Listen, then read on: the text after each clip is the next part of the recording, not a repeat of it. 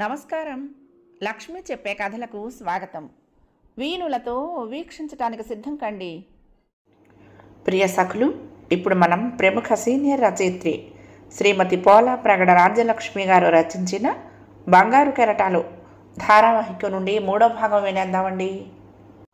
లింగన్న ఆదినారాయణల సమస్యతో పాటు మరొక సమస్య కూడా పరిష్కరించాడు బలరామమూర్తి. వీరన్నంటే ఆ ఊళ్ళో అందరికీ భయం, అసహ్యం, కోపం. రేగిన జుట్టు, గళ్ళలుంగి, ఎర్రగా చింతనిప్పు లాంటి కళ్ళు, రాత్రి పగలు కళ్ళు తాగటంతో చేపురించిన మొహం వాడును. ఎవ్వరూ వీరయ్య జోలికి పోరు. అసలు అతని కంట పడటానికే భయపడతారు. అతనంటే అందరికీ భయమే, కానీ వీరన్నకైతే ఎవరన్నా భయం లేదు. ఊళ్ళో అతను ఒక రౌడీ, పైగా దొంగ. చేతికి అందినవి రహస్యంగా పట్టుకుపోతాడు, జబర్దస్తిగానూ లాక్కుపోతాడు. ఈ ఊరికి శని తప్పదు అని ఊరుకున్నారు అందరూ. బలరామమూర్తి ఊరుకోలేదు. వీరన్నను ఓ రాత్రి 8 గంటల వేళ ఇంటికి పిలిపించాడు. వీరన్న వచ్చి నిర్లక్ష్యంగా నిలబడి బలరామమూర్తికేసి పెంకితనంగా చూసి, ఎందుకు రమ్మన్నారట అని అడిగాడు. బలరామమూర్తి నవ్వుతూ, నువ్వు భూమి శిస్తు కట్టావా అని అడిగాడు. నాకు భూమి ఎక్కడుంది? సెంటు భూమి లేనివాడు శిస్తు కట్టడం ఏంటి అంటూ పకపకా నవ్వాడు వీరన్న. ఆ నవ్వులో ఎంతో హేళన, మరెంతో తిరస్కారం.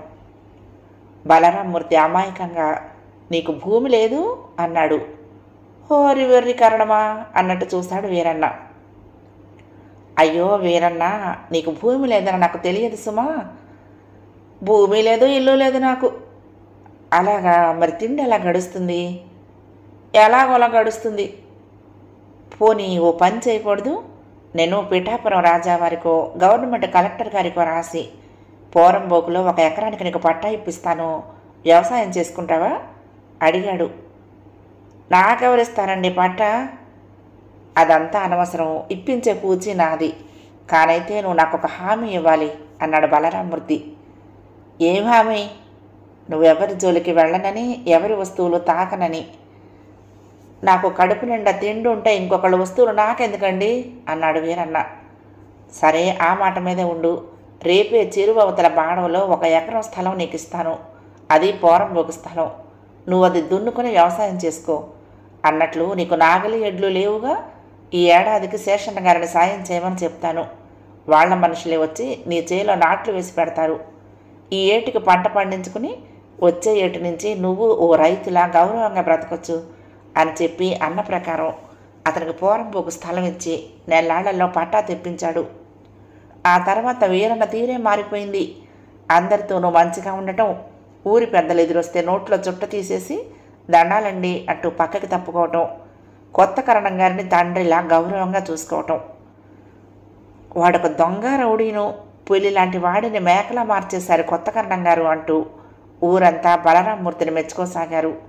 ఈ రోజుల్లో తెలివైన వాళ్ళల్లో మంచితనం ఉండటం లేదు, మంచి వాళ్ళ దగ్గర తెలివి ఉండటం లేదు. గడుసుదనము, మంచితనము రెండూ ఉన్నాయి మన కొత్త కరణం గారి దగ్గర అనేవాళ్లే ఊళ్ళో అందరూ. అఖండమైన తెలివి, అంతులేని మంచితనము. మనం సజావుగా ఉంటే సాయం చేస్తారు, పెడసరంగా ఉంటే తల తిరిగిపోయేలా బుద్ధి చెప్తారు. మొన్న బండరావుడు శిస్తు కట్టనని మొండికేసేసరికి ఏమైంది?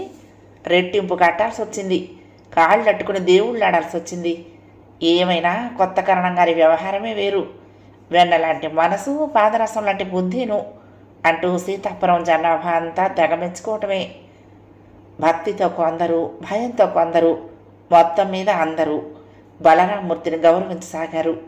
ఏడాది తిరిగేసరికి ఊరి మీద మంచి పట్టు సాధించాడు అతను. మాఘమాసంలో నిండు చూలాలిగా పుట్టిల్లు పుల్లేటి కొరుకుబడిన కృష్ణవేణి పన్నంటి పాపాయిని ఎత్తుకుని వైశాఖ మాసంలో సీతాపురం తిరిగొచ్చింది. వైశాఖపు ఎండలు చూస్తే ప్రజల్ని మార్చేస్తున్నాయి. తెల్లారటం భయం. సూర్యుడు ఎర్రగా కాల్చిన ఇనప గుండులా ఆకాశం మీదకొస్తున్నాడు. పగలు సరే, రాత్రి 10 అయినా వేడిగాల్పులు ప్రజల్ని వేధించుకు తింటున్నాయి. మధ్యాహ్నం ఎండకి గొంతులు ఎండిపోయి కాకులు అరుస్తున్నాయి. కొమ్మల మీద పాకటం మానేసి తొండలు వగరుస్తూ ఉండిపోయాయి. చెరువులు, నూతులు ఎండిపోయి గుక్కెడు నీళ్ల కోసం అటు ఇటు పరుగులు తీస్తున్నారు. మల్లెల వాసనలు కానీ, మామిడికాయ రుచులు కానీ మనుషుల్ని సెద తీర్చలేకపోతున్నాయి.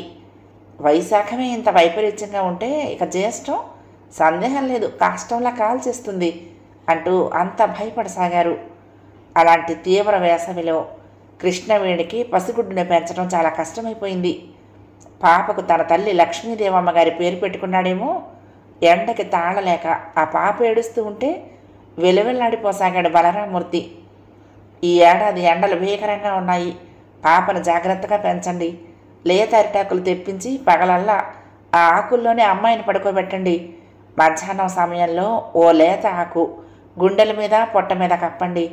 నోరెండిపోకుండా రాత్రి కూడా ఆరారగా పాలు పట్టిస్తూ ఉండండి అని 1కి 10 సార్లు చెప్పాడు రామశర్మ. రామశర్మ గారు ఇలా చెప్పారు, రోజు లేత అరిటాకులు కావాలంటే ఎలా అని తనలో తనే తర్కించుకుంటున్నట్లు కచేరీ సావిట్లో బలరామూర్తి విసుక్కోవటం విని, కరణం గారు, ఆ బాధ్యత నాకు వదిలేయండి. రోజు తెల్లారేసరికి మీకు అవసరమైన లేత అరిటాకులు మీ గుమ్మంలో ఉంటాయి సరే అన్నాడు మోతువరి రైతు శేషన్న. అన్నమాట నిలబెట్టుకున్నాడు ఆ 2 నెలలు. అందుకే తన పెద్దమ్మాయి లక్ష్మీదేవమ్మకు ఎన్నేళ్ళు వచ్చినా ప్రతి వేసవి కాలంలోనూ బలరామూర్తి అనేవాడు, తల్లి, శేషేంద్రుడు తన పడగ నీడని కాపాడినట్లు నిన్ను ఆ వేసవిలో శేషన్నే కాపాడాడు అని. లక్ష్మీదేవమ్మకు 2 ఏళ్ళు నిండకుండానే కృష్ణవేణికి ఇంకో అమ్మాయి. 2వ పిల్లకు మా అమ్మ పేరు పెట్టాలని పట్టుపట్టింది కృష్ణవేణి. బలరామూర్తి నవ్వి, అలాగే పెద్దమ్మాయికి మా అమ్మ పేరు, 2వ అమ్మాయికి మీ అమ్మ పేరు అన్నాడు. కృష్ణవేణి కస్సుమంది, మా అమ్మే కానీ మీ అత్తగారు కాదన్నమాట అంటూ.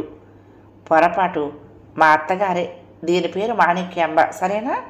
కోపంతో బిగించిన ఆ పెదవుల మీద చిరునవ్వులు చిందులాడాలి మరి అన్నాడు బలరామూర్తి నవ్వుతూ. కృష్ణవేణి కలకలా నవ్వేసింది. అది భార్యాభర్తలు అన్నాక కోపతాపాలు వస్తాయి, మాట పట్టింపులు వస్తాయి, కానీ అవి చిరు మేఘాల్లా తొలగిపోవాలి, కారు మేఘాల్లా కమ్ముకుని ఉరుములకి మెరుపులకి దారి తీయకూడదు అన్నాడు. ఈ కృష్ణవేణితో మీకు భయం లేదులేండి, నిశ్చింతగా ఉండండి, అభయం ఇస్తున్నాను అంటూ కుడి చెయ్యి పైకెత్తి అభయం ఇచ్చింది కృష్ణవేణి. ధన్యోస్మి అంటూ దూసిలొగ్గాడు బలరామూర్తి. వెంటనే ఇద్దరూ పకపకా నవ్వేశారు. కైలాసంలో నుంచి ఆది దంపతుల నవ్వులు వినిపిస్తున్నాయేమిటి అంటూ లోపలికి వచ్చారు సూరమ్మ, రామశర్మను. ముందు ఉలిక్కిపడి తర్వాత తేరుకుని పిమ్మట ఆశ్చర్యపోయి, అనుకోకుండా ఈ లక్ష్మీనారాయణుల రాకేమిటి అన్నాడు బలరామూర్తి. రా సూరమ్మ వదిన, పట్టుచీర కట్టుకుని కుంకుమరిని పట్టుకుని వచ్చారు, కొడుకు పెళ్లి పిలుపులా అంది కృష్ణవేణి. మరే అన్నయ్య గారు నువ్వు దగ్గరుండి జరిపించాలి, ఆనందరావు పెళ్ళి, రేపే మనం పెళ్లికి తరలి వెళ్ళటం చెప్పింది సూరమ్మ. కృష్ణవేణి, బలరామూర్తి ఒకరికేసి ఒకరు చూసుకున్నారు. అందుకు కారణం లేకపోలేదు. జిల్లాలో భూమి శిస్తులు, రెవెన్యూ వసూళ్లు, వీటికి సంబంధించిన లెక్కల తనిఖీలన్నీ జిల్లా కలెక్టర్ వారు ఏడాదికో మారు తన పర్యవేక్షణలో రెవెన్యూ అధికారుల చేత చేయిస్తూ ఉంటారు. వాటిని జమాబందీలు అంటారు. జిల్లాని 5-6 మండలాలుగా చేసి ఒక్కొక్క మండలం జమాబందీ ఒక్కొక్క నెలలో జరుపుతారు. సీతాపురానికి సంబంధించిన జమాబందీ మర్నాటి నుంచి జరగబోతోంది తాలూకా ముఖ్య పట్టణమైన రామచంద్రపురంలో. దానికి ఆ తాలూకా గ్రామాల కరణాలంతా వారి వారి ఊళ్ళ శిస్తు వసూళ్లు, సాగు భూములు, పంటల వివరాలు అన్నీ దస్తరాలలో కట్టుకుని అక్కడికి వెళ్ళాలి. సీతాపురంలాగే సుమారు 100-125 ఊళ్ళ కరణాలు వస్తారు. రోజుకు 10-12 గ్రామాల తనిఖీలు పూర్తవుతూ ఉంటాయి. అన్నీ అయ్యేటప్పటికి 10 రోజులు పట్టొచ్చు. ఈ 10 రోజులు అన్ని ఊర్ల కరణాలు వెళ్ళి ఆ ఊళ్ళో వేచి ఉండాలి. అవును, మరి ఏ రోజున ఎవరిని పిలుస్తారు? అందుకే బలరామూర్తి మర్నాడు బయలుదేరుతున్నాడు రామచంద్రపురం. 10 రోజులు అతను సీతాపురంలో ఉండడు. 2 పిల్లల్ని పెట్టుకుని కృష్ణవేణి ఒక్కరితే ఉండాలి. అందువల్ల సాయంగా ఎవరినైనా పంపమని పుట్టింటికి పుల్లేటి కుర్రు కబురు చేసింది. కొడుకులు 3 పంపిస్తున్నానని తండ్రి రాజశేఖరం కబురు చేశాడు. శాస్త్రులు, కృష్ణమూర్తి, వెంకటేశ్వర్లు 3 తమ్ముళ్ళు ఎహనో ఇంకొంచెం సేపట్లోనో వస్తారు. నేను ఆనందరావు పెళ్లికి వెళ్తున్నాను, తిరిగి మీరు పుల్లేటి కుర్రు వెళ్ళిపోండి అని తమ్ముళ్లకు ఎలా చెప్పటం? అది కృష్ణవేణికి వచ్చిన ఇబ్బంది. జమాబందీ అని బలరామూర్తి, తమ్ముళ్ళు వస్తున్నారని కృష్ణవేణి పెళ్లికి రాలేమని చెప్పారు. రామశర్మ, సూరమ్మ ఏమనుకుంటారు అని గుంజాటన. అందుకే కృష్ణవేణి, బలరామూర్తి ఒకరికేసి ఒకరు చూసుకున్నారు. తర్వాత సూరమ్మను లోపలికి తీసుకువెళ్ళి సర్ది చెప్పింది కృష్ణవేణి. ఏమీ అనుకోకుదునా అని చేతులు పట్టుకుంది. సూరమ్మ మొదట కాదు కూడదు అంది. పరిస్థితి అర్థం చేసుకుని తర్వాత ఒప్పుకుంది. అయితే ఓ మాట అంది. వదినా, పోనీ నీ మెడలో కంటో కాసుల పేరో ఏదో ఒకటి అరివిస్తావా? నా మెడ మరీ బోసుగా ఉంది, పెళ్లి నుంచి తిరిగి రాగానే ఇచ్చేస్తాను అంది. అరువుకు భాగ్యం ఏమిటి వదినా, ఒక్క కంటే కాసుల పేరు ఏమిటి, వడ్డాణం కూడా తీసుకువెళ్ళు అంటూ 3 వస్తువులు తీసి సూరమ్మ చేతిలో పెట్టింది కృష్ణవేణి. రామశర్మ సూరమ్మ వెళ్ళిపోయాక బలరామూర్తి ఆశ్చర్యంగా అడిగాడు భార్యను, ఏమిటది అని. పోనిద్దరు పేద ఇల్లాలు, అడిగింది అరువే కదా, పెళ్లి కొడుకు తల్లి పెళ్లిలో కాస్త పచ్చదనంగా కనిపిస్తే ఘనంగా ఉంటుందిగా అంది. అది సరే, మరి నువ్వు నగలు లేకుండా? రాముల వారు ఈ సీతని ఇక్కడ వదిలేసి అరణ్యవాసం వెళ్తున్నారు కదా. అదేనండి, జమాబందీకి ఒంటరిగా మిగిలి ఉండేటప్పుడు నాకు ఈ నగలు అలంకారాలు ఎందుకు? కృష్ణవేణి ఇలా అంటున్న సమయంలోనే పుల్లేటికూరు నుంచి ఆమె తమ్ముళ్ళు 3 దిగారు. శాస్త్రుల చేతిలో ఓ ట్రంకు పెట్టి వెంకటేశ్వర్లు ఓ చేతితో తాళం చెప్పలు, మరొక చేతిలో పాండవ ఉద్యోగ విజయాల నాటకం పుస్తకం పట్టుకుని మెట్లెక్కుతూనే వెంకటేశ్వర్లు రాగయుక్తంగా పద్యం అందుకున్నాడు.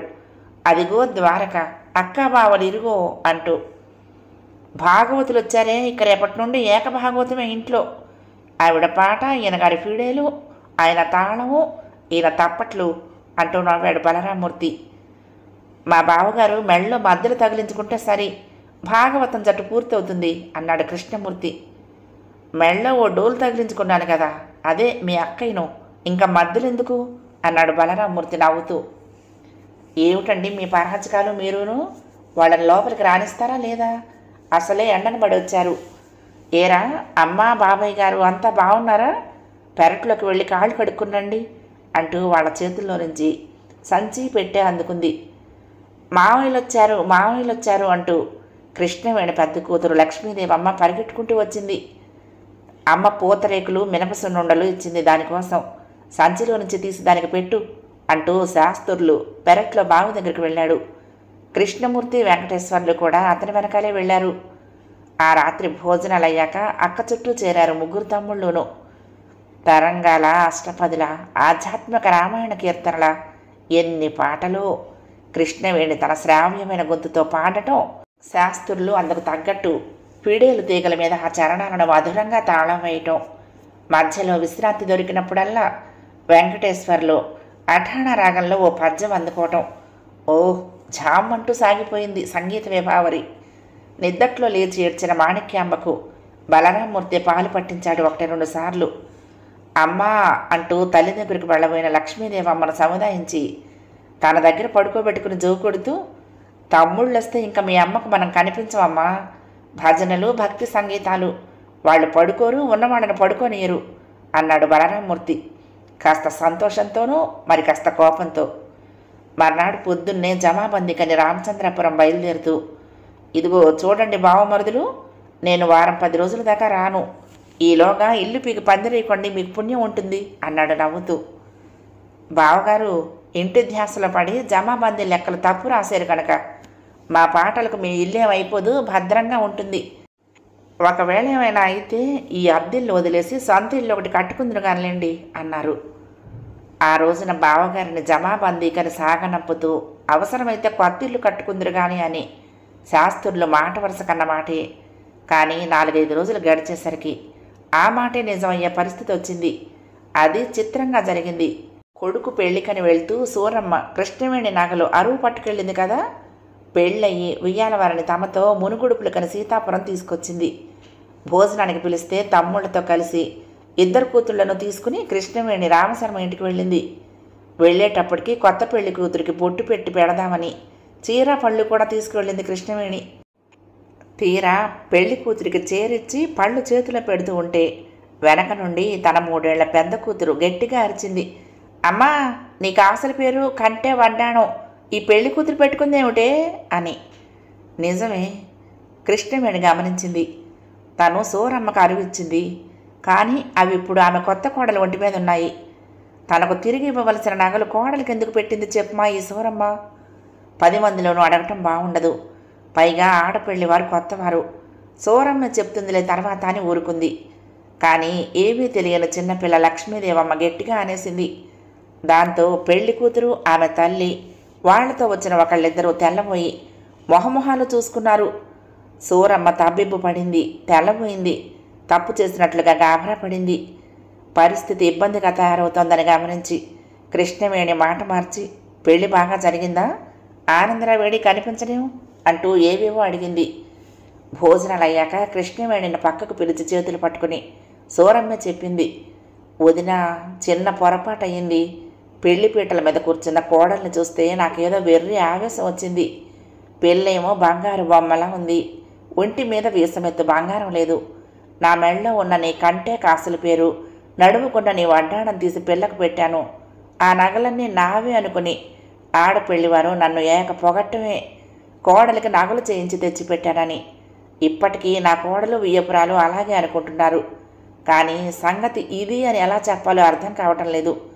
నగలు నావి కావు, మా స్నేహితురాలు కృష్ణవేణి అని చెప్తే అబద్ధమనైనా అనుకుంటారు, మోసం చేశాననైనా అనుకుంటారు. ఉపాయం ఏదో నువ్వే ఆలోచించు వదినా అంటూ కళ్ళనీళ్లు పెట్టుకుంది. కృష్ణవేణికి పరిస్థితి అర్థమైంది. సూరమ్మ ఉత్తమరాలు. ఏదో ఆవేశంలో చేసిన పనే కానీ ఆలోచించి చేసింది కాదు. ఈ ఇబ్బందిలో నుంచి ఆమెను తప్పించాలి. తన నగలు తను తీసుకోవాలి. పెళ్లి కూతుర్ని, ఆమె తల్లిని పక్క గదిలోకి తీసుకువెళ్ళి గాంభీర్యం తగ్గకుండా, ఆత్మీయత చెడకుండా జరిగిన సంగతి చెప్పింది కృష్ణవేణి. వెనకాలే సూరమ్మ వచ్చి, అవునమ్మా, అది సంగతి, అర్థం చేసుకోండి అంది. పెళ్లి కూతురు తల్లి పెద్ద మనసు చేసింది. అలాగా అండి, పోన్లేండి. పెళ్లిలో 10 మందిలో ఘనంగా ఉంది ఆ నగలు పెట్టడం. పిల్లనే వారింట్లో ఇచ్చేశాక ఇంకా ఈ నగలు వారివా మీవా మావా అనే మీమాంస ఎందుకు? మీ నగలు మీరు తీసుకువెళ్ళండి అంది. ఆహా, 2 రోజులు అమ్మాయి మెడలో ఉండనియండి. అందంగా ఉంది, తర్వాత తీసుకువెళ్తాను అంది కృష్ణవేణి. కృష్ణవేణి సూరమ్మల ఆత్మీయత అనుబంధం అర్థమైంది పెళ్లి కూతురు తల్లికి. మీ ఔదార్యం గొప్పది అంది కృష్ణవేణితో. మీది మాత్రం అంది కృష్ణవేణి చిరునవ్వుతో. ఆ తర్వాత రోజున తన నగలు తను పెట్టుకుని అద్దంలో చూసుకుంటూ, పైటంచు సర్దుకుంటూ, ముంగురులు సరిదిద్దుకుంటోంది కృష్ణవేణి. ఇంతలో వీధి తలుపు చప్పుడైంది. ఎవరు అంటూ వెళ్ళి తలుపు తీసింది. ఎదురుగా రత్నం. ఆమెనందరూ రత్తప్ప అంటారు. తనకంటే 4 ఏళ్లు చిన్నది కావటం వలన రత్నం అనే పిలుస్తుంది కృష్ణవేణి. ఏం రత్నం, ఎలా వచ్చావు? చిరునవ్వుతో పలకరించింది కృష్ణవేణి. పని మీదే వచ్చాను అని చెప్పి పక్క గదిలోకి తీసుకువెళ్ళి, కృష్ణక్క, మా పెరటిని ఆనుకుని పెద్ద ఖాళీ స్థలం ఉంది. 500 గజాలు అమ్మకానికి వచ్చింది. ఆ స్థలం మీరు కొనుక్కొని ఇల్లు కట్టుకుంటే మనిద్దరం ఇరుగు పొరుగు సరదాగా ఉండొచ్చు అంది. ఎవరిదది? రేటెంత అడిగింది కృష్ణవేణి. జాలర్లది. అర్జెంటుగా సొమ్ము అవసరం, ఎవరికైనా అమ్మి పెట్టండి అని మా వారి దగ్గరికి వచ్చి కూర్చున్నారు. అది సరే, రేటు? గజం ₹1/2 చెప్తున్నాడనుకో, కానీ మొత్తం మీద 25-50 తగ్గించవచ్చు. డబ్బు వెంటనే కావాల్సి వచ్చింది కదా, మనం గట్టిగా బేరం ఆడితే మరొక 25 తగ్గించవచ్చు అంది. అయితే మనం కనీసం 150 అయినా చూసుకోవాలి. అంతే, కాకపోతే మరో 10-25 అంది రత్నం. ఆయన కరణీకం జీతం నెలకి 13. ఆయన దగ్గర ఇప్పుడు ₹150 ఎలా ఉంటాయి? అయినా జమాబందీకి వెళ్ళారు, 4-5 రోజుల దాకా రారు చెప్పింది కృష్ణవేణి. అలా అయితే ఆ స్థలం మనకు పోతుంది. ₹10 తక్కువైనా డబ్బు ఈరోజు అతనికి అవసరమట. అతనికి అవసరమని ధనమంతా ఇవాళ అతని చేతిలో పోస్తే రేపు అతను దస్తావేజు మీద సంతకం పెట్టకపోతే అడిగింది కృష్ణవేణి. ఆ భయం నీకు అక్కర్లేదు, అందుకు మా ఆయన హామీ చెప్పింది రత్నం. అసలు ఓ మారు మీ ఆయన్ని పిలువు. రత్నం వెళ్ళి తన భర్తను తీసుకొచ్చింది. సత్యం ఎలిమెంటరీ స్కూల్ టీచర్. వ్యవహార జ్ఞానం అంతగా లేనివాడు, కానైతే మంచివాడు, తెలివైనవాడు అని ఊళ్ళో మంచి పేరే ఉంది. పిల్లలు లేకపోయినా బడి పిల్లలందరినీ తన పిల్లలుగానే చూసుకుంటాడని, కొడుకులు లేని లోటు లేకుండా ఉన్న ఒక్కగానొక్క తమ్ముడు వెంకట్రావుని కన్న కొడుకుగానే చూసుకుంటాడని 10 మంది మెచ్చుకుంటారు. భార్య రత్నంలాగే తాను కూడా కృష్ణవేణిని అక్క అని, బలరామూర్తిని బావగారు అని పిలుస్తాడు. సత్యం చెప్పిన దాన్ని బట్టి స్థలం మంచిదని, అది చేయిజారిపోకూడదని, కానైతే అది దక్కాలంటే అర్జెంటుగా డబ్బు ఇవ్వాలని, అయితే ఇచ్చిన డబ్బుకు ఢోకా ఉండదని, స్థలం అమ్ముతున్న ఆ జాలరి చాలా పెద్ద మనిషి అని అర్థమైంది. అంతా బాగానే ఉంది, కానీ నుంచున్న పళంగా ₹150-160 ఎక్కడొస్తాయి? ఎక్కడో సంపాదించిస్తారు అనటానికి ఆయన వచ్చేదాకా ఈ వ్యవహారం ఆగేలా లేదు. ఏమిటి చేయటం? కృష్ణవేణికి ఓ ఆలోచన వచ్చింది. నాయనా సత్యం, ఇవాళ బంగారం రేటు ఎలా ఉంది బజార్లో అంది. కాసు 11 12 చెప్పాడు. అవునా, ఈ కంటే కాసుల పేరు వడ్డాణం. ఇవి కనీసం 15 16 కాసులైనా ఉంటాయి. ఇవి తాకట్టు పెట్టు, అమ్మో. వచ్చిన డబ్బు అతనికిచ్చి ముందు ఆ స్థలం మనది అనిపించు. మీ బావగారి జమాబందీ నుంచి వచ్చాక దస్తావేజు రాయటం, సంతకాలు సాక్ష్యాలు వగైరా వ్యవహారం చూస్తారు అంది. అక్కయ్య, నీ నగలు అమ్మి ఇంటి స్థలం కొనటమా? జంకాడు సత్యం. నగలు కాదయ్యా, ఇల్లు ముఖ్యం. గ్రామం మనది కాకపోయినా వాసం మనదై ఉండాలంటారు పెద్దలు. నువ్వు సందేహించకు. ఇవిగో నగలు. బావగారు వచ్చాక ఏమంటారు అక్క అన్నాడు. వారం అయ్యాక బలరామూర్తి జమాబందీ నుంచి వచ్చాడు. కానీ ఏం అనలేదు. మంచి పని చేశావని కృష్ణవేణిని, సమయానికి సాయం చేశావని సత్యాన్ని మెచ్చుకున్నాడు.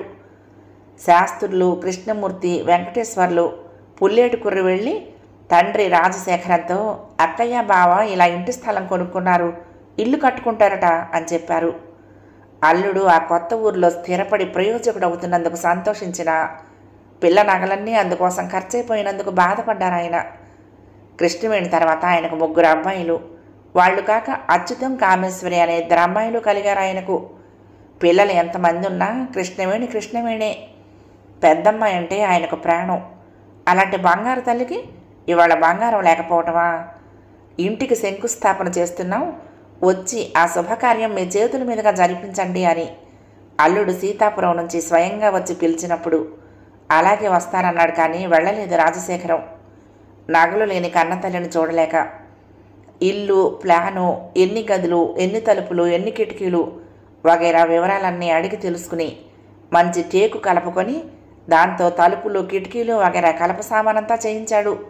ఇంతలో ఆయనకు ఆలోచన వచ్చింది. పెరట్లో ఈశాన్యం మూలన బావి తవ్విస్తాడు కదా అల్లుడు. ఆ బావిలో నీళ్లు తోడాల్సి వస్తే అమ్మో, తన చిట్టి తల్లి కృష్ణవేణికి ఎంత అలుపని మళ్ళీ వడ్రంగుల్ని పిలిపించి బావికి అటు ఇటు పాతేసే 2 కర్ర స్తంభాలు, వాటి మీద అడ్డంగా వేసే దూలం, ఆ దూలం మధ్యన అమర్చే గీలక అవన్నీ చేయించాడు. మామూలుగా తోటం కంటే గిలక పెంచి తోడితే సగం శ్రమ తప్పుతుంది కూతురికి. ఇప్పుడు ఈ కర్ర సామాన్లన్నీ సీతాపురం చేర్చాలి. గోదావరి దాటాలంటే పాటి రేవు, ఇసుక మేటలు, బళ్ల మీద కుదరదు. దగ్గరలో మొక్కామల రేవుకు చేరిస్తే నావ మీద కాలువలో ఇటు ఎగువకి ధవళేశ్వరం పంపించి మళ్ళీ ధవళేశ్వరం నుంచి కోటిపల్లి వెళ్లే కాలువలో దిగువకు పంపిస్తే అక్కడి నుంచి మైలున్నర సీతాపురం ఎలాగోలాగా చేర్చవచ్చు. ఇలా ఆలోచించి సామాను నావకెక్కించి శాస్త్రుల్ని సామానుతో సీతాపురం పంపాడు. అవన్నీ బావగారికి అప్పగించి దగ్గరుండి శంకుస్థాపన పూర్తి చేయించి తిరిగొచ్చి పెద్ద కొడుకు వివరాలు చెప్తూ ఉంటే విని పొంగిపోయారు రాజశేఖరం గారు. ఏమిటి, ఇటు సింహద్వారం ఎత్తుతూనే అటు పెరట్లో పళ్ళ చెట్లు, పూల చెట్లు వేయించిందా నా బంగారు తల్లి? అవును మరి. అటు ఇల్లు పూర్తయ్యేసరికి ఇటు పెరడంతా పువ్వులతోనూ పళ్లతోనూ కళకళలాడుతూ ఉంటుంది. ముందు చూపున్న పిల్లది. గృహప్రవేశానికి వెళ్తానుగా, అంతా చూస్తాను అన్నారు. అన్న ప్రకారం మరుసటి సంవత్సరం భార్య పిల్లలతో గృహప్రవేశం నాటికి సీతాపురం వెళ్లారు. వెళ్ళేటప్పుడు కూతురికి, అల్లుడికి పీటల మీద పెట్టే పట్టుబట్టలతో పాటు తన బంగారు తల్లికి కంటే కాసుల పేరు వడ్డాణం కొత్తవి చేయించి మరీ పట్టుకెళ్ళాడు. ఇల్లు చూసి ఏక మురిసిపోవటమే. తూర్పు ముఖం ఇల్లు, పెద్ద అరుగు, అరుగుని ఆనుకునే దస్త్రాలు, రాతబల్ల వగైరా వస్తువులుండే కరణీకం వ్యవహార గది, సింహద్వారం దాటగానే ఉయ్యాల వల్ల ఉన్న పొడుగుపాటి హాలు, దాని పక్కనే పడక గది. హాలు దాటి లోపలికి వెళ్తే ఇటు భోజనాలు చేసే పడమటిల్లు, అటు వంట వండే వంటిల్లు. పడమటింట్లో ఓ పక్కగా కర్రభోషాణం, వంటింట్లో ఓ మూలన నేలలో పాతిన రుబ్బురోలు, ఆగ్నేయ మూల వంటపోయి, పెడపోయి, ఈశాన్యముల దేవుడి మందిరం. అన్ని గదుల్లోనూ పెద్ద పెద్ద అలమారులు, కిటికీలు. పడమటిల్లుకు ఇంకా ముందుకు వెళ్తే పెరడు. పెరడు 2 భాగాలు, ముందు పెరడు, వెనక పెరడు. ముందు పెరట్లో పెరటి గుమ్మానికి ఎదురుగా తలుపులన్నీ తీసేసి వీధిలో నుంచి చూసినా కనిపించేలా ముచ్చటైన గచ్చు తులసికోట. తులసికోటకు కుడివైపున మల్లె, జాజి, మందార, కనకాంబరం, నందివర్ధనాది పూల చెట్లు. ఎడం వైపున దాలిపోయి మజ్జిగ చిలిగే కవ్వంరాట ఉన్న చల్లా పాలగది. గదిని చేర్చి ఒడ్లు దంచే దంపుళ్ల పంచ. ఈ పెరటి తలుపు తీసుకుని వెనక పెరట్లోకి వెళ్తే ఈశాన్యం మూల గిలక బావి, బావి చుట్టూ గచ్చు చప్ట. పోసుకున్న నీళ్లన్నీ పోయేలాగా 1 2 పెద్ద కాలువలు, వాటికి మళ్ళీ చిన్న కాలువలు. ఓ చిన్న కాలువ చివర కొబ్బరి చెట్టు, ఒకదాని చివర అరటి చెట్లు, మరొక దాని చివర దానిమ్మ, జామ, పంపర పనస, ఇలా 7-8 రకాల ఫలవృక్షాలు. అటు ఫలవృక్షాలున్నట్లే ఇటు పాడి ఆవును కట్టేసే పాక, సీతాఫల వృక్షాలు, బావి ఉన్న ఆ వెనక పెరడు దాకానే వీళ్ళ స్థలం. దాన్ని ఆనుకునే సత్యం మాస్టారి పెరడు ఉంది. ఈ పెరడు దాటి వాళ్ళ ఇంట్లోకి వెళ్ళొచ్చు. ఇల్లు పెరళ్ళు ఎంత ముచ్చటగా, ఎంత అందంగా ఉన్నాయో, అంత ఉపయోగకరంగా, అన్ని హంగులతోటి తీర్చిదిద్దినట్లున్నాయి. రాజశేఖరానికి సంతోషంతో కళ్ళు చెమర్చాయి. ఎంత బాగుందమ్మా ఇల్లు, ఈ గదులు, ఈ పువ్వుల పెరడు, ఆ పళ్ళ తోట. మా అల్లుడు బాగా అమర్చాడు, మురిసిపోయాడాయన. ఈ ఊహంతా నాది కాదండోయ్, మీ అమ్మాయిదే. మీ పెద్ద ఇల్లు, వెనకాల 6 ఎకరం అరటి తోట, దాని వెనకాల వెలగ తోట, దాని వెనక కొబ్బరి తోట, ఇవన్నీ లేవు. ఆ నమూనాలోనే తయారైన చిన్న ఇల్లు ఇది, బొమ్మరిల్లు. మీ అమ్మాయి కావాలని కట్టించుకున్న బొమ్మరిల్లు అన్నాడు బలరామూర్తి. ఆయన అలాగే అంటారు. ఇది నా ఒక్కదాని ఆలోచన కాదు, ఆయన ఊహలు ఆలోచనలు కూడా ఉన్నాయి. ఇద్దరం చర్చించుకుని సంప్రదించుకుని ఇలా కట్టాము. మీకు నచ్చిందా బాబాయ్ గారు? బాగుందమ్మా, చాలా బాగుంది. మీరిద్దరూ ఎంత అన్యోన్యంగా ఉంటున్నారో ఈ ఇల్లు చూస్తేనే అర్థమైంది. జీవితాన్ని కూడా ఇలాగే తీర్చిదిద్దుకోండి అంటూ రాజశేఖరం వాళ్ళిద్దరిని ఆశీర్వదించి ధారాపాతంలా కారుతున్న తన ఆనందాశ్రువుల్ని పై మీద కండువాతో తుడుచుకున్నాడు. గృహప్రవేశానికి ఊరు అశేష జనం, పెరుగు కావిళ్ళు, పాల తప్పేళాలు, కూరగాయల తట్టలు, ఇలా సమస్త వస్తువులతోటి రావటం, అవి ఇంట్లో పెట్టిస్తూ కొత్త కరణం గారు రావటం సీతాపురం చేసుకున్న అదృష్టం అండి. మా అందరికీ ఆయన దేవుడు.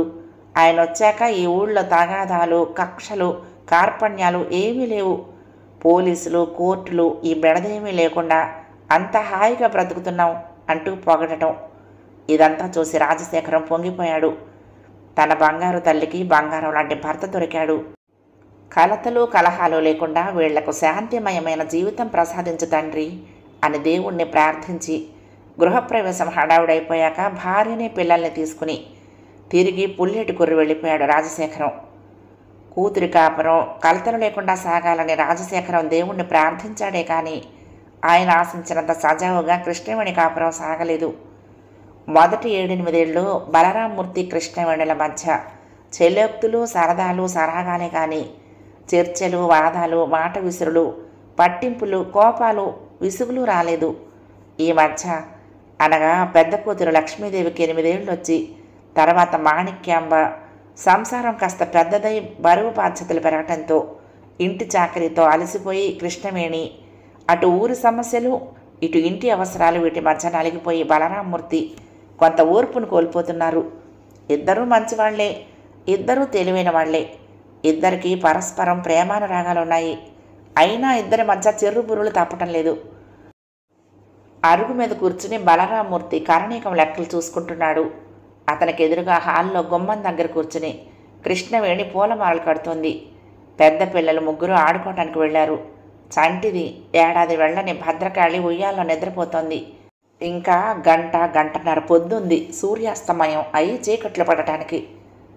అవును, మావయ్య గారి సంవత్సరికాలు వెళ్ళాయి కదా, ఆ ఉన్న భూమి ఏదో మీ 7 అన్నదమ్ములు పనిచేసుకోకూడదు అంది కృష్ణవేణి. కాగితాలు చూసుకుంటూ తలెత్తి చూడకుండానే. ఎందుకుట అన్నాడు బలరామూర్తి. అలా అనటంలో వెటకారం లేకపోలేదు. తండ్రి చనిపోయిన నెల తిరగకుండానే తల్లి కూడా చనిపోయింది. అలాగని తక్కిన అన్నదమ్ములతో తెగతెంపులు చేసుకున్నట్లు తన వాటా ఇమ్మనటం, తన వాటాకి వచ్చే గోపాలపురం భూములు అమ్ముకోవాలా? అదేం ఆలోచన, అదే అనాగరికమైంది అని అతని భావం. ఎందుకేమిటండి, పిల్లలు పెద్దవాళ్ళు అవుతున్నారు, మనకి బాధ్యతలు పెరగబోతున్నాయి, మనది అనేది ఏదో తేల్చుకుని ఒబ్బిడి చేసుకోకపోతే ఎలా అంది కృష్ణవేణి. ఒబ్బిడా అంటే? అంటే గోపాలపురం భూమి అమ్మేసి ఇక్కడే సీతాపురంలోనే 5-6 ఎకరాలు వస్తే కొనుక్కోవటం అంది. మళ్ళీ ఎందుకుట అన్నాడు బలరామూర్తి. ఈ మార అనటంలో అతని గొంతులో వెటకారం బాగా ధ్వనించింది. ఏమిటా వెటకారం?